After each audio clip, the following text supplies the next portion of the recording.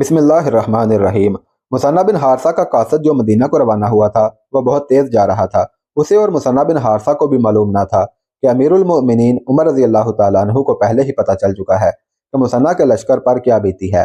محاذ سے بھاگ آنے والوں میں عبداللہ بن زید سب سے پہلے امیر المؤمنین کے پاس پہنچا اور انہیں معرکہ جسر کے واقعات سنا چکا تھا۔ حضرت عمر کی جذباتی حالت یہ تھی کہ ایک طرف وہ محاذ سے بھاگ آنے والوں کے لیے سراپا لطف و کرم اور مجسم شفقت تھے، اور اس کے ساتھ ہی ان کے عتاب اور اضطراب کا یہ عالم تھا کہ آرام ترک کر دیا اور ایک ہی خیال سوار ہو گیا کہ اس شکست کو بہت جلد فتح میں بدلنا ہے۔ حضرت عمر نے انتظامی امور اور انقلابی اصلاحات میں شہرت پائی تھی۔ انہوں نے خلافت کے تمام امور اور مسائل کو الگ رکھ دیا اور قبائل کے سرداروں کو اپنے ہاں اس مقصد کے لیے بلا لیا کہ مثنہ بن حارثہ رضی اللہ تعالیٰ عنہ کو کمک دینے کے لیے زیادہ سے زیادہ آدمی دیں۔ سب سے پہلا آدمی جو حضرت عمر کے پاس آیا وہ بنو بجیلہ کا ایک سرکردہ فرد جریر بن عبداللہ تھا۔ حضرت عمر نے اسے عراق کے محاذ کی صورتحال سے آگاہ کیا، پھر کہا کہ وہ محاذ کے لیے آدمی دے۔ جریر بن عبداللہ نے ایک سیاسی مسئلہ پیدا کر دیا جو یہ تھا کہ بنو بجیلہ کے لوگ چھوٹے چھوٹے قبائل میں بکھرے ہوئے تھے۔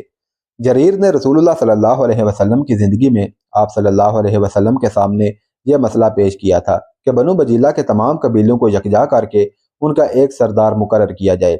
وہاں حضور صلی اللہ علیہ وسلم کی زندگی نے وفا نہ کی۔ اس کے بعد فتنہ ارتداد شروع ہو گیا۔ جریر نے سرداری کا مسئلہ خلیفہ اول حضرت ابو بکر صدیق رضی اللہ تعالیٰ عنہ کے سامنے رکھ دیا۔ کیا تم دیکھ نہیں رہے کہ ہم کہاں مصروف ہیں؟ حضرت ابو بکر صدیق نے جریر بن عبداللہ سے کہا، ہم رومیوں اور فارسیوں سے ٹکر لے بیٹھے تھے کہ مرتدین نے ہمارے لیے ایک اور مسئلہ کھڑا کر دیا ہے اور تم اپنی سرداری کا مسئلہ لے کر آ گئے ہو۔ اس وقت ضرورت یہ ہے کہ اپنے زیادہ سے زیادہ آدمی ساتھ لے کر شام کے محاذ پر چلے جاؤ، پھر جب ادھر سے فراغت ہوگی تو تمہاری سرداری کی طرف توجہ دیں گے۔ جریر بن عبداللہ صاف ٹال گیا تھا۔ اب حضرت عمر نے اسے بلا کر کہا کہ عراق کے محاذ کے لیے کمک دو، تو اس نے پھر وہی مسئلہ امیر المؤمنین کے آگے رکھ دیا۔ حضرت عمر رضی اللہ تعالیٰ عنہ نے اسی وقت اپنی انتظامیہ کے عمال کو تحریری حکم نامہ بھیج دیا کہ بنو بجیلہ کے تمام قبائل کو یکجا کر دیا گیا ہے، اس لیے اس کے کسی قبیلے کی کوئی حیثیت نہیں رہی اور جریر بن عبداللہ بنو بجیلہ کا سردار ہے۔ اب تم اپنے آدمی ساتھ لو اور عراق کے محاذ پر مثنہ بن حارثہ کے پاس چلے جاؤ۔ حضرت عمر نے جریر سے کہا، ہم عراق نہیں شام کے محاذ پر جائیں گے۔ جریر نے کہا، کیونکہ ہمارے بزرگ شام کے رہنے والے تھے، ضرورت عراق کے محاذ پر ہے۔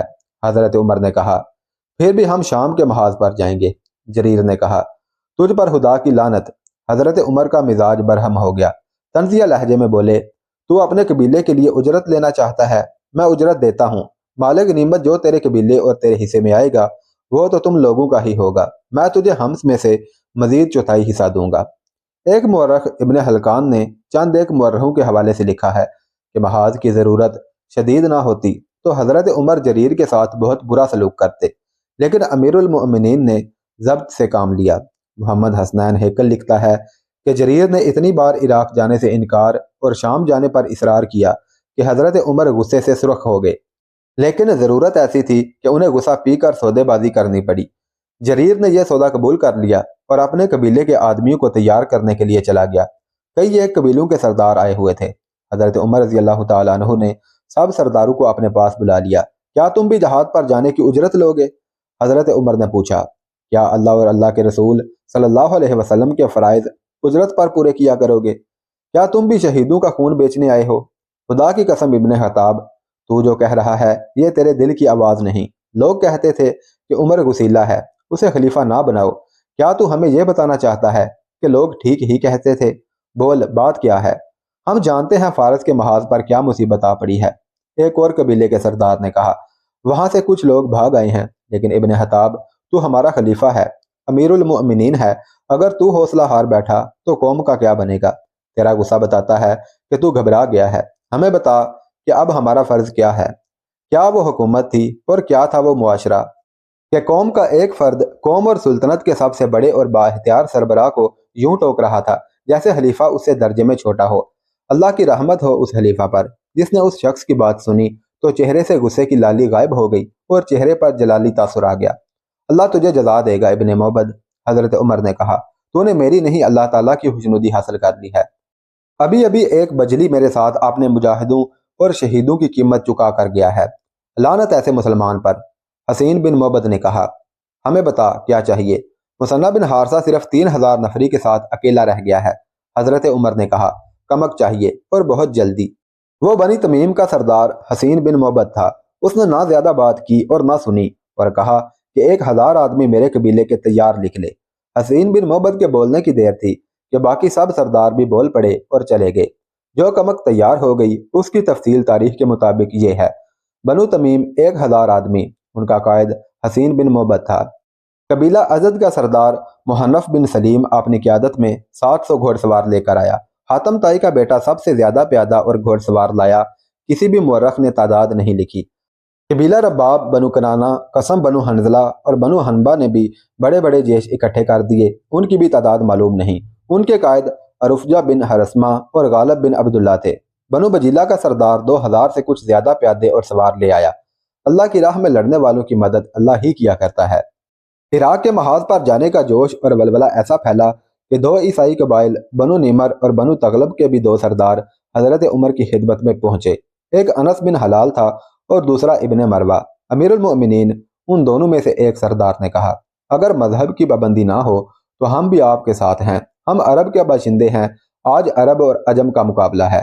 ہم عرب کی ناموس پر مار مٹنے کو تیار ہیں، مذہب کی کوئی پابندی نہیں۔ حضرت عمر نے کہا، تم ہمارے بھائی ہو، اللہ تمہیں اس کا اجر دے گا۔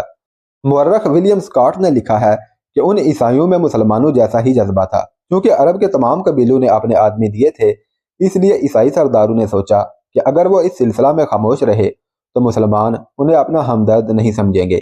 چنانچہ انہوں نے محاذ پر بھیجنے کے لیے جو آدمی دیے، ان کی صحیح تعداد کسی بھی تاریخ میں نہیں ملتی، لیکن سب نے تعداد ہزاروں میں لکھی ہے۔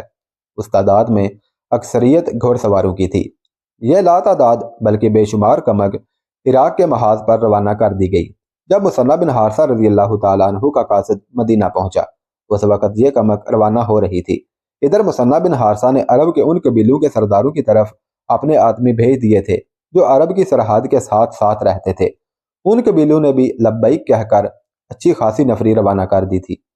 یہاں قابل ذکر بات یہ ہے کہ جب کمک عراق کے محاذ پر جا رہی تھی تو وہ تمام آدمی جو جسر کے میدان سے بھاگ آئے تھے اور شرم کے مارے ادھر ادھر چھپ گئے تھے، وہ سب کے سب باہر آئے اور کمک کے پیچھے پیچھے چل پڑے۔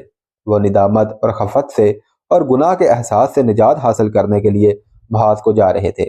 ان کی تعداد 1000 سے کم نہیں اور 2000 سے زیادہ نہیں تھی۔ ان میں ابو شداد بھی تھا جو نہ جانے کہاں چھپا رہا تھا، اور اس کا بیٹا پہلے ہی اپنے قبیلے کے مجاہدین کے ساتھ جا رہا تھا۔ اسے معلوم نہیں تھا کہ اس کا باپ بھی پیچھے پیچھے آ رہا ہے۔ مدائن میں یہودیوں کا ایک مذہبی پیشوا شہر سے نکلا۔ وہ چند دانوں والی تسبیح ہاتھ میں لیے چلا جا رہا تھا۔ ایک گھوڑ سوار کہیں سے شہر کی طرف آ رہا تھا۔ سوار یہودی تھا، اس لیے اس نے اپنے مذہب کے پیشوا کے قریب آ کر احتراماً گھوڑا روک لیا اور گھوڑے سے اتر کر پیشوا سے ہاتھ ملایا۔ پیشوا نے اس سے پوچھا کہ وہ کہاں سے آ رہا ہے۔ قادسیہ سے آ رہا ہوں ربی محترم، یہودی نے جواب دیا۔ قادسیہ؟ پیشوا نے کہا، پھر تو تم نے مسلمانوں کی فوج کو دیکھا ہوگا، وہ تو بہت تھوڑے رہ گئے تھے۔ تھوڑے کہاں ربی، یہودی نے کہا، انہیں اتنی زیادہ کمک مل گئی ہے جس کا کچھ حساب نہیں ہے۔ اتنی زیادہ کمک؟ پیشوا نے حیرت سے کہا، یہ تو بہت برا ہوا۔ ہماری ملکہ اور جرنیلوں نے اتنا بھی نہ کیا کہ اس علاقے میں اپنے مخبر اور جاسوس بھیج دیتے۔ اب مسلمان سیدھے مدائن پر آئیں گے۔ میں ہوں مخبر محترم ربی، یہودی نے کہا، میں یہی خبر دینے آیا ہوں۔ ہاں ہاں، پیشوا نے کہا، جلدی پہنچو اور رستم کو بتاؤ۔ یہودی اپنے گھوڑے کی طرف مڑا۔ مذہبی پیشوا نے اپنے چوگے کے اندر ہاتھ ڈال کر یہودی کو ذرا رکنے کو کہا۔ یہودی اپنے ربی کی طرف مڑا تو ربی کے ہاتھ میں خنجر تھا۔ یہودی پریشان ہو گیا، اسے معلوم نہیں تھا کہ یہ مذہبی پیشوا نہیں بلکہ مسلمانوں کا جاسوس اشعر بن اسامہ ہے۔ اشعر نے یہودی پر خنجر کا وار کیا۔ یہودی بھی تربیت یافتہ اور پھرتیلا تھا، وہ وار بچا گیا اور اس کے ساتھ ہی اس نے تلوار نکال لی۔ وہ دونوں شہر کے دروازے سے دور نہیں تھے، لوگ آ جا رہے تھے۔ انہوں نے دیکھا کہ ایک آدمی یہودیوں کے مذہبی پیشوا سے لڑ رہا ہے۔ وہ ان کی طرف آئے تو یہودی نے شور مچایا کہ یہ ربی نہیں، مسلمانوں کا جاسوس ہے۔ اشعر بن اسامہ یہودی کے گھوڑے کی طرف دوڑا، اچھل کر گھوڑے پر سوار ہو گیا اور گھوڑے کو ایڑ لگا دی۔ یہودی رستم کے پاس گیا اور اسے بتایا کہ مسلمانوں کا ایک بہت بڑا لشکر صباح کے مقام پر جمع ہو گیا ہے۔ رستم کو توقع نہیں تھی کہ مسلمان اتنی جلدی تیار ہو جائیں گے۔ मारकाए जसर को पूरा 1 साल गुजर गया था। रुस्तम मलकाए फारस के पास गया, अपने जर्नैलों को बुलाया और उन सब ने फैसला किया कि मेहरान फौज लेकर जाए और इससे पहले कि मुसलमान मदाइन की तरफ पेशकदमी करें उन्हें वैसी ही शिकस्त दे जैसी बहमन जादविया और जालिनूस ने उन्हें जसर की लड़ाई में दी थी।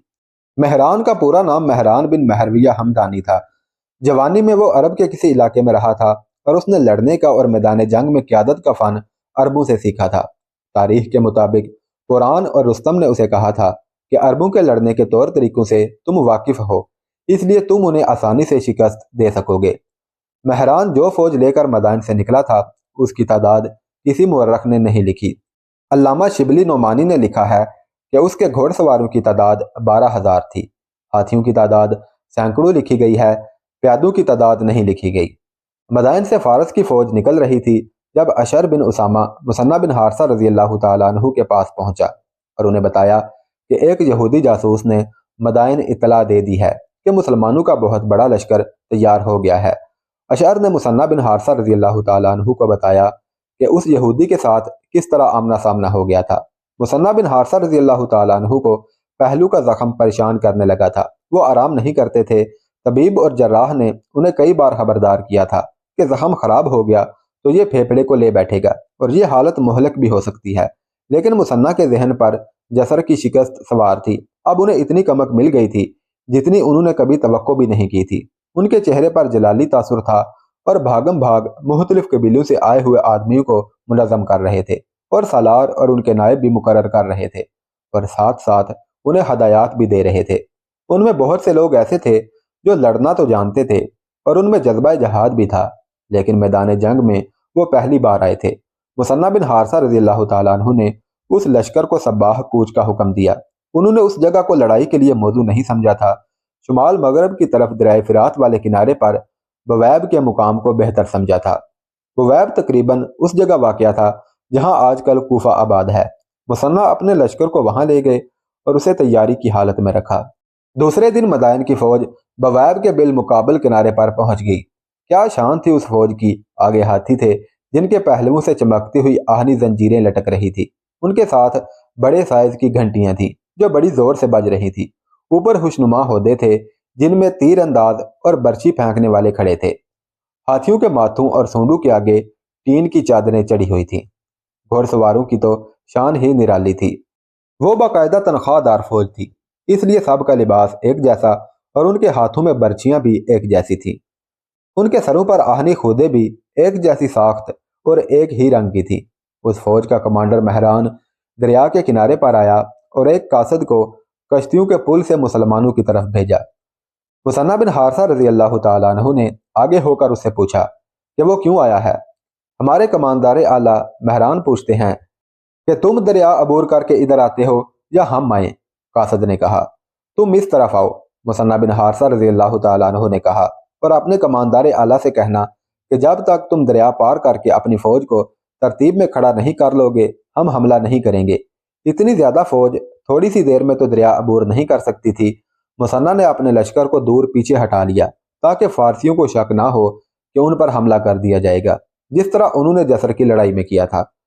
मुसन्ना अबू अबैद वाली गलती नहीं करना चाहते थे कि दुश्मन ने मुश्तइल किया और दरिया के पार चले गए। हजरत उमर रजी अल्लाह तआला अन्हु ने मुसन्ना को हदायत भेजी थी कि जब तक फतह मुकम्मल ना हो जाए दरिया के पार ना जाना। आधे से ज्यादा दिन गुजर चुका था। शाम तक फारस की फौज पुल से गुजरती इधर आती रही। अगले रोज फजर की नमाज के फौरन बाद मुसन्ना बिन हारसा ने अपने लश्कर को तरतीब में खड़ा किया। कलब के दस्तों को उन्होंने अपनी कमान में रखा था। दाएं पहलू के दस्तों की कमान मज़ऊर को और बाएं पहलू की कमान परन सैयर को दी। प्यादा दस्तों का सालार मसूद को और सवार दस्तों का सालार आसम को मुकर्रर किया और महफूजा का कमानदार अस्मा था। लश्कर के हर हिस्से के पास एक एक अलम था। विलियम स्कॉट, इब्ने हलकान और बिलाजरी लिखते हैं कि मुसन्ना बिन हारसा का चेहरा बता रहा था कि 1 साल गुजर जाने के बावजूद उनके पहलू का जख्म ठीक नहीं हुआ बल्कि खराब हो गया था और वो दर्द महसूस कर रहे थे। लेकिन बातों और हरकतों से जाहिर होता था जैसे जिस्मानी तौर पर वह बिल्कुल ठीक हों। उन्होंने अपने लश्कर को तरतीब में खड़ा करके एक सिरे से दूसरे सिरे तक निगाह दौड़ाई और लश्कर के एक सिरे तक चले गए। वहां से घोड़ा आहिस्ता आहिस्ता चलाया और लश्कर के हर हिस्से के अलम के पास रुकते और बुलंद आवाज से कहते عرب کے بہادروں، اللہ کی قسم مجھے یقین ہے کہ تم عرب کی شجاعت اور وقار پر بدنامی کا دھبا نہیں لگنے دو گے۔ آج کے دن مجھے اپنے لیے وہی چیز پسند ہے جو تم سب کے لیے پسند ہے۔ جسر کا معرکہ 1 سال پہلے رمضان المبارک کے مہینے میں لڑا گیا تھا۔ اب پھر رمضان المبارک کا ہی مہینہ تھا۔ محمد حسنین ہیکل نے لکھا ہے کہ مثنہ بن حارثہ نے پورے لشکر کے آگے سے گزر کر سامنے جا کر گھوڑا روکا اور اپنی محسوس گرجدار آواز میں لشکر سے کہا، تم سب روزے سے ہو۔ روزہ مزاج میں نرمی اور جسم میں کمزوری پیدا کرتا ہے۔ آج بڑی ہی سخت لڑائی ہوگی۔ تم دشمن کی تعداد اور اس کی قوت دیکھ لو۔ اگر روزہ افطار کر لو تو بہتر ہے۔ اتنے طاقتور اور کثیر تعداد دشمن کے مقابلے میں تمہارے جسم میں طاقت آ جائے گی۔ تمام کے تمام لشکر نے روزہ افطار کر لیا۔ سب کے پاس کھانے کا کچھ نہ کچھ سامان تھا اور جس کے پاس کچھ نہیں تھا اسے ساتھیوں نے دے دیا۔ مثنہ بن حارثہ نے فارسی لشکر کی طرف دیکھا، وہ بھی ترتیب میں آ گیا تھا۔ اس کے بھی 3 حصے تھے جو سامنے کھڑے تھے اور ان کے پیچھے محفوظہ کے دستے تھے۔ ہر حصے کے آگے ہاتھی کھڑے تھے۔ مثنہ اپنے لشکر کو ہدایات دے رہے تھے کہ اچانک سامنے کی فوج سے شور اٹھا۔ مسلمانوں کے لشکر میں بے چینی نظر آنے لگی۔ وہ عرب جنہوں نے پہلے کبھی ہاتھی نہیں دیکھا تھا کچھ زیادہ ہی بے چین ہوئے جا رہے تھے۔ اس شور کی طرف توجہ نہ دو، مثنہ بن حارثہ رضی اللہ تعالیٰ عنہ نے اپنے لشکر سے کہا، یہ بزدلوں کا شور و غوغا ہے۔ تم خاموش رہو۔ آپس میں بات کرنی ہو تو سرگوشی میں کرو۔ اسلام اور عرب کے محافظوں، ہاتھیوں سے نہ ڈرنا، ان کے ہودوں کی رسیاں کاٹ دینا، ان کی سونڈیں کاٹنے کی کوشش کرنا۔ فارس کی فوج کا قلب آہستہ آہستہ آگے بڑھ رہا تھا۔ مسلمانوں کے ہاں یہ رواج تھا کہ حملے سے پہلے سپہ سالار 3 بار تکبیر کا نعرہ لگاتا تھا۔ پہلے نعرے پر دستے تیار ہو جاتے تھے، دوسرے نعرے پر وہ ہتھیار تان لیتے اور تیسرے پر حملہ کر دیتے تھے۔ مثنہ بن حارثہ نے فارسیوں کو آگے بڑھتے دیکھا تو نعرہ لگایا، اللہ اکبر۔ فارسی جرنیلوں کو مسلمانوں کا یہ طریقہ کار معلوم تھا کیونکہ وہ مسلمانوں سے کئی لڑائیاں لڑ چکے تھے۔ مثنہ نے پہلا نعرہ لگایا، تیسرے نعرے پر انہوں نے حملہ کرنا تھا، لیکن فارسیوں نے پہلے ہی نعرے پر مسلمانوں پر حملہ کر دیا۔ حملہ ان کے قلب کے دستوں نے کیا تھا۔ پہلے بیان ہو چکا ہے کہ مسلمانوں کے لشکر میں زیادہ تر وہ لوگ تھے جن میں جوش اور جذبہ تو بھرپور تھا اور وہ بلا کے تیز تن اور شاہ سوار تھے، لیکن میدان جنگ میں ایک کمانڈر کے تحت تربیت اور تنظیم سے لڑنے کا انہیں تجربہ نہ تھا۔ حملہ آور فارسی ابھی دور تھے، دونوں فوجوں کے درمیان فاصلہ زیادہ تھا۔ مورخوں نے لکھا ہے کہ بنو اجل کے لوگ جوش میں آ گئے اور اپنی ترتیب توڑ کر فارسیوں کا حملہ روکنے کے لیے نعرے لگاتے ہوئے آگے چلے گئے۔ علامہ شبلی نعمانی بلازری اور تبری کے حوالے سے لکھتے ہیں کہ مثنہ بن حارثہ رضی اللہ تعالیٰ عنہ نے یہ حال دیکھا تو پریشان ہو گئے۔ انہوں نے اپنا نیچے والا ہونٹ دانتوں میں دبا لیا، پھر قاصد سے کہا، یہ بنو اجل کے لوگ ہیں، دوڑو اور ان کے سردار سے کہو کہ امیر لشکر سلام کہتا ہے اور اس نے کہا ہے کہ اسلام کو یوں رسوا نہ کرو، اپنی جگہ پر رہو۔